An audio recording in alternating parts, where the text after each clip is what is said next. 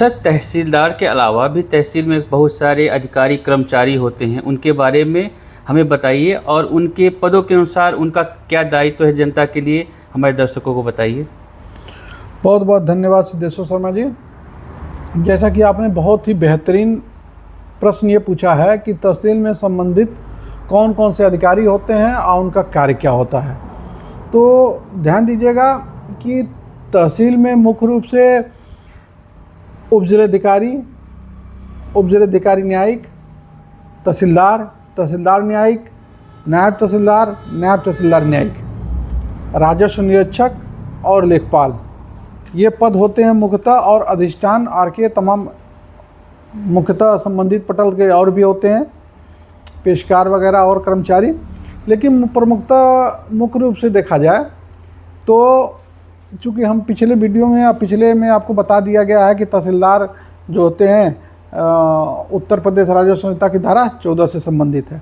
इसी तरह धारा 15 उत्तर प्रदेश राजस्व संहिता 2006 की धारा 15 और 16 बहुत ही इम्पॉर्टेंट है, इसको देखिएगा। तो उत्तर प्रदेश राजस्व संहिता 2006 की धारा 15 यह कहता है कि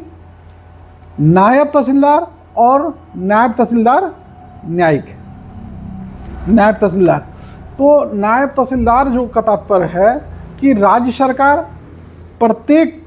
जिले में 2 या 2 से अधिक नायब तहसीलदार के नियुक्ति का प्रावधान किया गया है। अगर ठीक उसी क्रम में कि राज्य सरकार या परिषद बोर्ड ऑफ रेवेन्यू के द्वारा दिए गए निर्देश के क्रम में वह कार्य करेंगे। अगर दिए गए निर्देश के क्रम में वह कार्य निर्देश नहीं दिया गया है तो जिले के उप जिलाधिकारी महोदय द्वारा दिए गए निर्देश का वो अनुपालन करेंगे या उनके द्वारा दिए गए कार्यों का वो करेंगे। देखिए, मुख्य रूप से इनका कार्य क्या होता है कि नायब तहसीलदार भी कोर्ट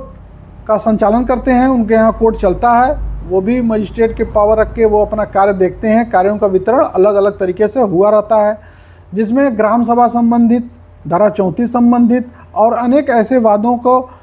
एक्सेप्ट करना और उन पर निर्णय करना का उनके पास अधिकार होता है। और साथ ही साथ इसके बाद उत्तर प्रदेश राजस्व संहिता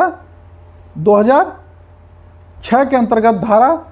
16 यह उपबंध करता है कि राजस्व निरीक्षक और लेखपाल, नायब तहसीलदार के नीचे राजस्व निरीक्षक होते हैं, इनके अंतर्गत कई लेखपाल कार्य करते हैं। लेखपालों को अपनी रिपोर्ट जो है कानूनगो को दिया जाता है और कानूनगो रिपोर्ट को संबंधित अधिकारी को अग्रसारित या रिपोर्ट करते हैं। ठीक है, जैसा कि प्रत्येक गांव में लेखपाल का होता है, कई मंडलों पर कानूनगो को नियुक्त किया जाता है और उसके ऊपर नायब तहसीलदार, फिर तहसीलदार और उप जिलाधिकारी को होता है। तो आज हमने जाना कि उत्तर प्रदेश राजस्व संहिता की 2006 की धारा 15 क्या है और धारा 14 क्या है। तो जैसा कि पिछले अनुच्छेद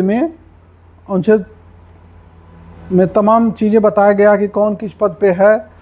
और तहसील में कौन कौन मुख्य पद होते हैं, इसी तरह इसी क्रम में उत्तर प्रदेश राजस्व संहिता 2006 की धारा 17 के बारे में हम आपको बताएंगे।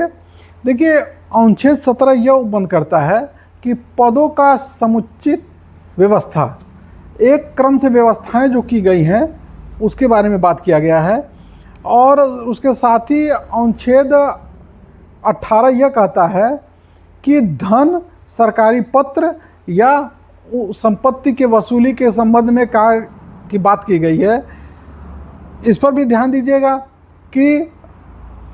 जो धारा 18 में ये प्रावधान किया गया है वह मुख्य रूप से देखा जाए तो कहीं ना कहीं अमीन से ही संबंधित मिलता है। देखिए, अमीन कार्यालय का वह अधिकारी होता है जो वसूली का कार्य करता है, माने तहसील का वह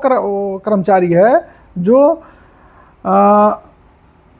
तहसीलदार न्यायिक कोर्टों द्वारा जो लगाए जाने वाला वसूली होता है उसके संबंध में वो वसूली का कार्य किया जाता है। जैसे बताया जाए कि बेदखली की कार्रवाई जो पहले 115C के अंतर्गत आता था, अब उत्तर प्रदेश राजस्व संहिता जो 67 के तहत बेदखली की कार्रवाई होता है,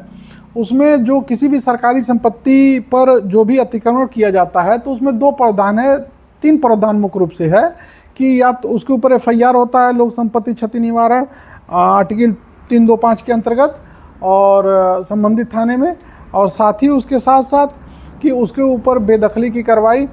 जो होता है, जो मतलब न्यायिक कोर्टों में इसका वाद चलता है, उसके बाद अतिक्रमण हटाए जाने संबंधी निर्णय और आदेश दिए जाते हैं। साथ ही एक प्रावधान और है कि उस पर जितने समय से वो अतिक्रमण किया है उस पर जो उचित, जो हमारा मालियत सर्कुलेट के अनुसार जो उसके पास जो क्षति उसके पास लगता है, मुआवजा उसको देना होता है। मुआवजा का गलत सेंटेंस है, उससे वसूली किया जाता है, माने जुर्माना कहा जा सकता है। उसके ऊपर जो जुर्माना लगता है तो जुर्माना देने का प्रावधान तो कोर्ट कर देता है कि इतना जुर्माना इस पर लागू किया गया है। साथ ही उस जुर्माने को अमीन का दायित्व दिया जाता है कि अमित तो संबंधित घाटे पे संबंधित व्यक्ति के पास जाकर उससे इस राशि के बारे में वसूली किया जाए। वसूली के चरणों का वो कई तरह से डिफाइन किया जाता है कि किस तरह से वसूली वो करता है, किस्त वाइज करता है कि उसका EMI बना दिया जाता है या एक मुश्त कर दिया जाता है, वो प्रदान किया जाता है। फिर राजस्व अधिकारियों के बारे में उत्तर प्रदेश राजस्व संहिता की धारा 19 राजस्व अधिकारियों की शक्तियों के बारे में किया जाता है। तमाम शक्तियां उसमें ऐसे हैं कि बताया जाता है कि एक लेखपाल का शक्ति क्या है, कानूनगो राजस्व निरीक्षक की शक्ति क्या है, उसके ऊपर नायब तहसीलदार के जो पावर दिया गया है, तहसीलदार महोदय, इसी तरह उप जिलाधिकारी, ये तहसील स्तर पे हैं। तो आज हमने जाना यह अध्याय 3 के अंतर्गत अनुच्छेद 19 के सभी